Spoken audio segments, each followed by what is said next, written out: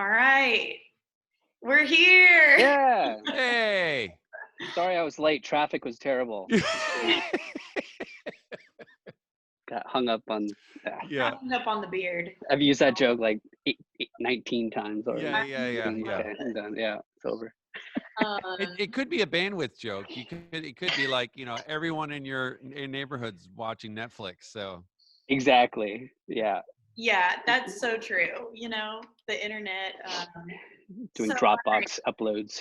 Yeah. yeah, yeah, exactly. honestly, my biggest issue right now. So, hey, everybody watching. So excited that When I Say Amen is out. We wrote this back in March 2018. I looked, and that's insane. That's crazy. 2018. Yeah. Yeah, and this in the bottom. Do y'all see Sam on the bottom? I guess I don't know. Okay, Sam is the one in the large beard and the hoodie, wearing the large beard. Yeah. With the small animal wrapped around his neck. That's, yeah. Protecting his neck. Yes.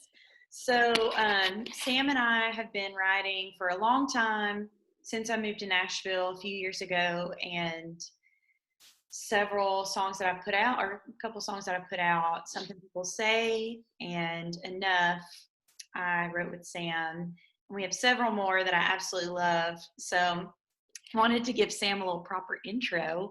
Oh no.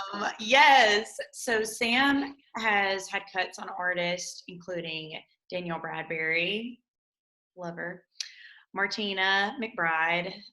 Almost didn't say her last name because, Lady Antebellum, right? Lady Antebellum, Ingrid Angus, Carly Pierce, Kane Brown, Hunter Hayes, moi, and he's just incredible.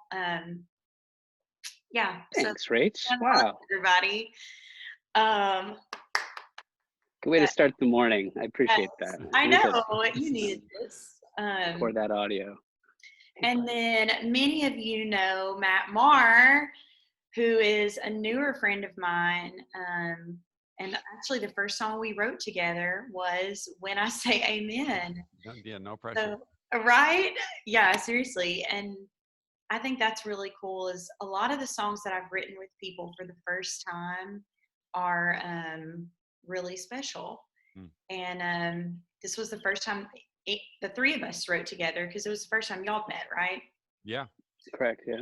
And Matt is known in the Christian market world and he just has so many incredible songs. And I've always looked up to him as an artist, even, when I was younger. And Noah, my husband, is a huge fan. And he, as well as writing his own songs, he's an incredible writer for other artists. And so I did a few of Matt's accolades, cuts on Chris Tomlin, David Crowder, Brandon Heath, Third Day, Matt Redman, Nicole Nordman, Passion, and Hillsong Worship. And I just am really honored to write with both of y'all because, wow, like y'all you've written for so many incredible artists, and it's just kind of mind blowing. So, anyway, here to build you up today, and remind you how awesome you are because, Matt, you've lived in the limelight, a lot in your career, but as a songwriter, sometimes you don't get recognized for all those things. So well, thanks. I think I think one of the things I love about getting to write with and for other artists is that I feel like when you do that, it really just gets to be about the song. It's like, hey, let's just make the best song we can make. And I think that particularly in the space that I come out of in recent years, there is a lot more of a spirit of collaboration really among songwriters. And so, and I think that's always sort of been part, I think, of the country community, particularly in Nashville, is that, there's a whole community of creative people, songwriters who are just trying to make the best. They're just trying to make the best music they can make. And so it's really cool to be able to be part of it. there's a lot of collision of genres, especially in this day and age. Just in Nashville, it's just crazy where, yeah, people, from all over the place writing together. And, Yeah, and all over the world too now. Mhm. Oh yeah. You know? And Zoom has made it even easier. So Easier and harder, strangely. yeah. Yes. Yes, it's But it weird is, opportunity. yeah, and it is cool that you mentioned that, Sam. Like, you know, you've written across genres, and Matt, you have too. And it is, you know, sometimes it's less about the genre and it's more about the song and the music and how it feels and what it has to say. And it doesn't matter, you know, if it's country or pop or EDM or, you know, Christian song or whatever. Yeah. But so I mean, the reason we're doing this is to showcase y'all. And I'm looking at Matt's studio stuff right now, geeking out. Isn't it amazing? Couple distressors. Okay. Yeah. Sorry if I'm distracted. It's all good. It's all good. He's one of the coolest studios in town. It's a fun little place. So, and honestly, I think during this quarantine, it's been a real source of sanity for my family, just in the sense that it's like it's one other place, because that's the hardest thing, I think, when you're somebody that's creative, is usually, especially songwriters, usually go somewhere else, you know what I mean, and that change of scenery is sometimes like the most important thing to like just get you off a little bit so that you can just be open creatively. So yeah, it's been great. It's been great.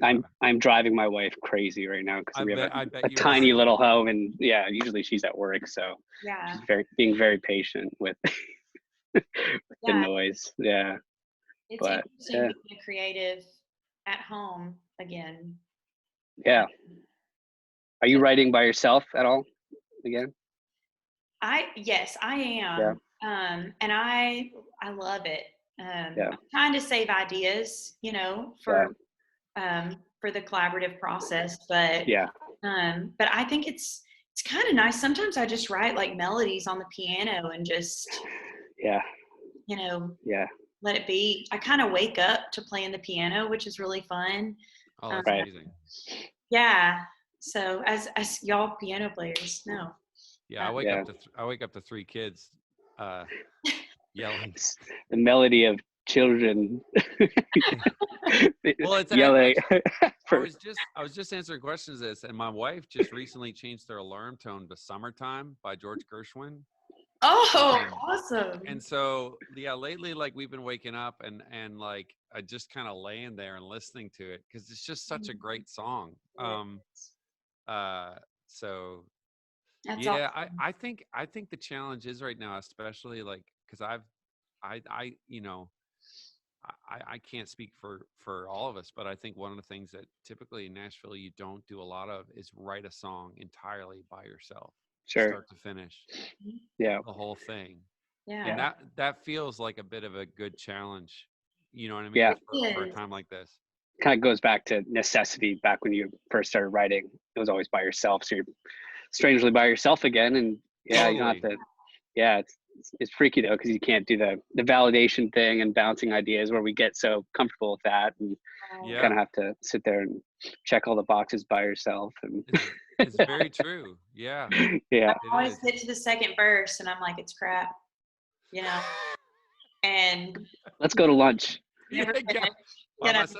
By myself. I'm gonna go make a grilled cheese sandwich, see if it comes out. Well, I'm really thankful because today is release day, and all right, as y'all know, we write so many songs a week, sometimes twice a day, and a lot of them never get to see the light of day.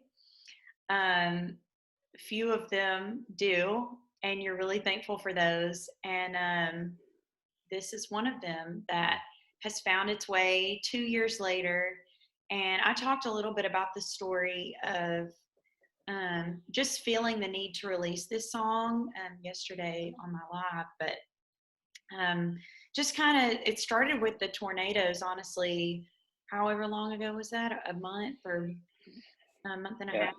Yeah. And it was just a time for me when Noah wasn't here, and I don't even know if y'all know this, but I was by myself, and I found myself like distracting myself, and realized, in the midst of being like really, really, really scared, um, I was like, oh, I haven't even prayed. And I would like text people and be like, praying for you, but like literally hadn't actually prayed, which is a common thing. And finally just sat in the bathroom floor with the cat and actually prayed and was just like, kind of gave it over. And about that time heard the tornado coming down the highway, and it barely missed us. Yeah, and it barely missed Wow. us. And so then, a week later, or less, I don't even know when, COVID-19 kind of enters the picture of our lives, and just kind of consumes all of life, it feels like, and became every topic of every conversation. And I was listening to the song When I Say Amen last week, and honestly was just like, I feel like I've leaned on prayer more than ever, and that this song just felt relevant, even with like, I'm sure y'all have had many friends who've had to either postpone or cancel or change weddings, one way or another. And my family are very big sports people, and are like, games are like, without football, the Wammacks are just very lonely. Um, but anyway, our normal lives are just very different. And Yeah. I just felt like I wanted to release the song, and kind of wanted to talk, with y'all about 2 years ago when we wrote the song. We had no idea life would look like this. But just the process, maybe Matt, if you want to talk a little bit about the meaning behind the song, and or Sam, talk about the process. Because I remember. I don't think we had the title figured out, right? Like no one walked in with it. I think it was as very common with writing with Rachel, is like, we'll talk about something and the title will sort of find itself. yeah, So yeah, we if I remember, 2 years, I'm going back in the. I know. But I remember it coming out of a discussion. I think so, right? Yeah. Yeah. It was. I'm trying to remember the very beginning, because I feel like we were talking about prayer, and how, a lot of times when you think about prayer, you think about the church walls, or you think about a church pew. And, we were talking about how, some of the most meaningful times, or at least in my life, that prayer has really helped me has been not really been in the church, has been in the car, or my house, or And I think some of it was like a conversation about how there are moments in life that are simply, they don't have to be religious to be an affirmation of like of who we are and who we were made to be. So there are moments that exist just in the sort of the landscape of like everyday life, and they're sweet. And we do have a propensity to take them for granted. And I think that but when they happen, there's this sense of like, and when you're kind of there in agreement with it, because that's what the word sort of amen means, you know what I mean? It's a sort of like, it's a strong emphasis, like it's sort of like a big finger saying, yeah, this. um which literally now is a response on like Instagram. Like someone will post something that's true, and everyone's just like, I'm here for this. You know what I mean? amen. Yes. And I think that's what it was. I think the conversation was about like, um, does faith have to just constantly just be sort of confined to a very specific type of language or stuff, or can it be more about, there are these moments in life that are just great, and it's a reminder that life is a gift. It's great to be alive. It's good to be like sort of like celebrating the gifts of our humanity in a way. And so that's what I love. I remember so much about the conversation that day, and then even specifically to writing the song, sort of like the willingness to affirm that is sort of taking a risk, is stepping out on a ledge, Yeah. you Right. know? Yeah. Yeah. And the funny thing was, we rewrote the chorus for those of y'all who weren't in the room that day. We had written maybe the first verse and the first chorus, and then kind of all had this consensus that it just sounded like a straight up song you'd sing in church. And I wanted it to be a song that you can listen to on the radio, or you can, that feels movable like that. Yeah. And Matt says, and we were all feeling that, I think, but Matt said, can we kind of rewrite the chorus how maybe Pink would write it? And I was like, yeah. And Sam was like, yeah, I mean, I can work with that. Well, And and I think the reason why is because there's the song of hers that spoke so much to me. This year's my 10-year wedding anniversary, actually, and so it's even kind of more poignant. Oh gosh, I'm blanking on the title of it now. Get This Party Started. Yeah, No. that's it. Yeah, totally. Oh my gosh, the song is her newest one. No. This was 10 years ago, because it was a big song when my wife and I were dating each other. It's only half past the point of no return. Oh shoot. Okay. Yeah. Okay, hold on. Now I'm looking it up. Glitter in the Air. Yes. There was that song. It sounds so funny that would, like, someone would go, that was a spiritual song for you, and I'm like, oh, absolutely, at the time, because it was literally like, I felt like for me that was a song where, like, I felt like I was being cheerleaded to not give up on chasing after my wife. And awesome. It's like, have you ever thrown a handful of glitter in the air? And there was just sort of this, to me, what I felt like with this song was a sense of the ability, like a sense of vulnerability about, and about the chorus, about sort of like at the end of a prayer, running out on the edge. Yeah. It's sort of like it's a tremendous risk in some you have ways. to be so vulnerable to open up like Right. that. Totally. Yep. And especially things like, I mean, we put a lot of the pictures in there of, first love and shooting stars and things that, feel like bigger than life or what you can handle. And talking about those things is such a risk. I love Clyde. Sorry. Hey, buddy. So cute. Oh no. He's doing the thing. He doesn't. Oh my God. This is. Dude, I have a dog. He does the same thing when he wants to play. He starts hitting you with his butt.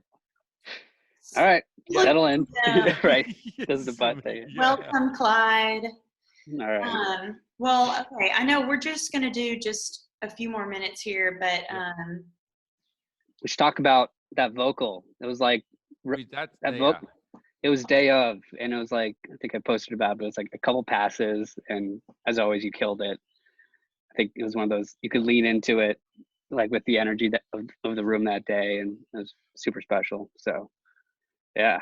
Thanks. It was just a really good day for writing with y'all, because sometimes it's really hard to just be on the same page with people, and we were just clicking, and once it was time, we finished the song, it was time for me to do, the demo vocal. And I just felt like the song was part of me. I just felt like it was from the heart. And we didn't plan for that to be the final vocal, which also happened in the song Something People Say.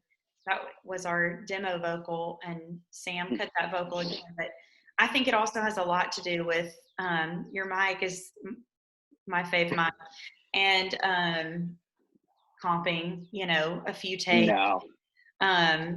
but Not at all. Yeah, right. Too modest. well, it was just awesome. So yeah, Yeah. those of y'all that didn't know, that was the vocal that we did that day. In Which, to reiterate, that's not a common occurrence. Like, as somebody who's made a lot of music, recorded a lot of music, I don't, I can count on one hand the number of songs that I recorded where it was like that. It was like, oh yeah, we did 3 takes, and it was like we used this part of this and this part of this, and so that's It's old. It's old that school. is old school. That's old school. It is. Yeah. Rachel's like, it's just a scratch, Yeah. Thank y'all, man. Rude. Well, release day, spirits are high. Thank y'all. Seriously, thank you for saying that. Congratulations. Makes me feel good. Not every day that I go into the studio do I feel that good. So, or into the writing studio, whatever. Or the studio. But thank y'all again. Are any final thoughts that y'all would like to share with the fans, or that? Love it. Yeah. Yeah. Crank it up. Turn it up. Crank it up. I'm so excited to see where the song goes. And the response this morning has already been insane. I'm on cloud 9. I broke out the furry because I could tell. I was like, you got all dressed up. I know, we just moved and our house is like empty, but I'm wearing my fur, so yeah. Nice. That's awesome. Anyway, y'all have a great day. Thanks so much. We'll ride again soon, but Sounds good. Absolutely. love to all of y'all watching.